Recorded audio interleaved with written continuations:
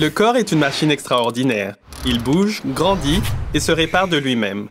Sais-tu que certaines parties du corps, comme le sang, les cellules souches et les tissus et les organes, peuvent améliorer et même sauver la vie d'autres personnes? Le sang est un tissu liquide que le cœur envoie dans tout l'organisme par des milliers de kilomètres de vaisseaux sanguins.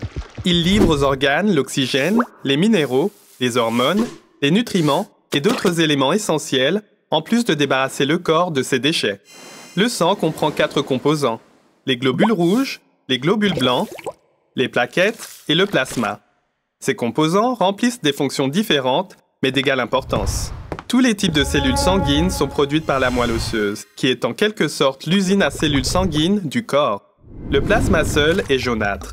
Il est composé à 90% d'eau et à 10% de protéines, de minéraux, de vitamines, de sucre, d'acides gras et d'autres éléments qui combattent les infections et agissent comme des messagers chimiques. Le plasma transporte les nutriments vers les diverses parties du corps et ramène les déchets pour qu'ils soient éliminés. C'est un véritable système de transport cellulaire. Le plasma fait aussi voyager les globules rouges, les globules blancs et les plaquettes. Les globules rouges confèrent au sang sa couleur, qui provient d'une combinaison d'oxygène et d'hémoglobine. Un adulte moyen a environ 25 000 milliards de globules rouges. Si les globules rouges avaient la taille d'une pièce de 2 $, on pourrait en faire une pile de 44 millions de kilomètres de haut qui couvrirait presque la distance jusqu'à la planète Mars. Les globules rouges acheminent l'oxygène aux tissus et aux organes et recueillent le gaz carbonique pour le ramener vers les poumons afin qu'il soit évacué. Les globules blancs aident à garder le sang propre et à combattre les germes et les infections. Ils nous aident à nous remettre de maladies virales comme le rhume ou la varicelle. Les plaquettes sont petites, délicates et de forme irrégulière.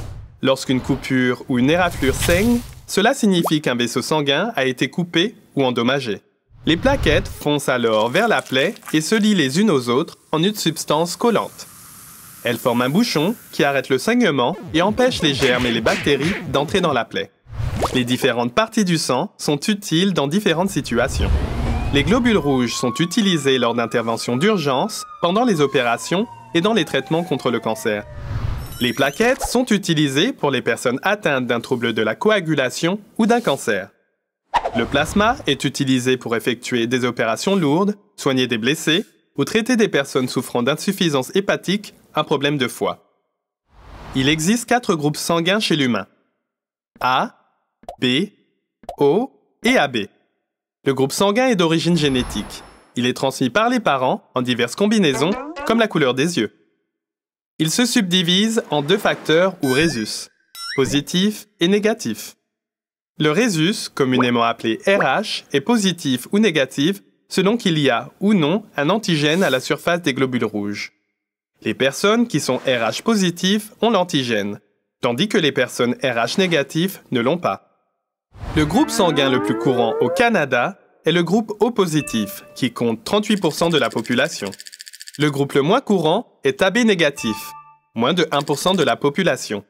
Lorsqu'on donne du sang, c'est le groupe sanguin qui détermine qui pourra le recevoir. Une personne qui est O négatif est un donneur universel, c'est-à-dire que ces globules rouges peuvent être administrés à n'importe qui. Une personne AB positif est un receveur universel, parce qu'elle peut recevoir du sang de n'importe quel groupe. Un don de sang standard est d'environ 450 ml, soit un peu moins d'un demi-litre ou 2 tasses. C'est peu quand on sait que le corps d'un adulte moyen contient environ 5 litres de sang. En plus du sang, on peut faire un don de cellules souches. Les cellules souches sont des cellules jeunes ou immatures qui peuvent devenir des globules rouges, des globules blancs ou des plaquettes. On les retrouve dans la moelle osseuse, dans le sang périphérique, c'est-à-dire le sang qui circule dans l'organisme et dans le sang du cordon ombilical des bébés. Les cellules souches sont utilisées dans le traitement de plus de 80 affections, dont le cancer, l'anémie et de nombreuses maladies du sang. Comme pour le sang, les cellules souches du donneur doivent être compatibles avec celles du patient. On établit toutefois la compatibilité non pas selon le groupe sanguin, mais à partir des marqueurs d'ADN présents sur les globules blancs, les marqueurs antigènes leucocytaires humains ou HLA de l'abréviation anglaise. Les marqueurs HLA sont hérités des parents. Comme ces marqueurs sont déterminés par différentes combinaisons de gènes, vos frères et sœurs ont 25% de chances d'être des donneurs compatibles. Il peut aussi être difficile de trouver un donneur non apparenté vu la diversité culturelle de notre population. Les antigènes HLA courants dans certains groupes ethniques peuvent être rares chez d'autres. En plus d'un don de sang ou de cellules souches, il est possible de faire un don de tissus et d'organes. Un tissu est un groupe de cellules semblables qui, ensemble, exécutent un travail particulier. Pensez à un muscle ou à un tendon. Un organe est une structure formée d'au moins 2 types de tissus qui travaillent de concert pour accomplir une fonction donnée.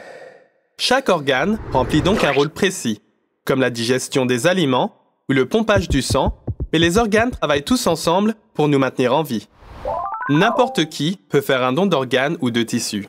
L'âge est moins important que la santé des organes et des tissus. Il y a 2 types de dons d'organes. Le premier est le don de son vivant. Cela signifie qu'une personne en vie donne un organe complet, par exemple un poumon ou un rein, ou partiel, comme une partie de son foie. C'est l'une des plus importantes sources d'organes destinées à la transplantation. Le donneur peut être apparenté ou non au receveur. Le deuxième type est le don après la mort. Ainsi, une personne décédée à la suite d'un grave traumatisme crânien pourrait donner ses organes. Sa famille accepte de faire le don pour aider une autre personne à vivre. Voici les organes et les tissus qui peuvent être donnés. Le don d'organes et de tissus est un acte exceptionnel. Un seul donneur d'organes peut sauver 8 vies. Et un don de tissu peut transformer la vie de 75 personnes. Notre corps est une machine complexe et extraordinaire. Même s'il faut avoir au moins 17 ans pour être un donneur, on n'est jamais trop jeune pour faire passer le mot. Pour en savoir plus, consulte le www.sang.ca. Société canadienne du sang. Donner, c'est dans votre nature.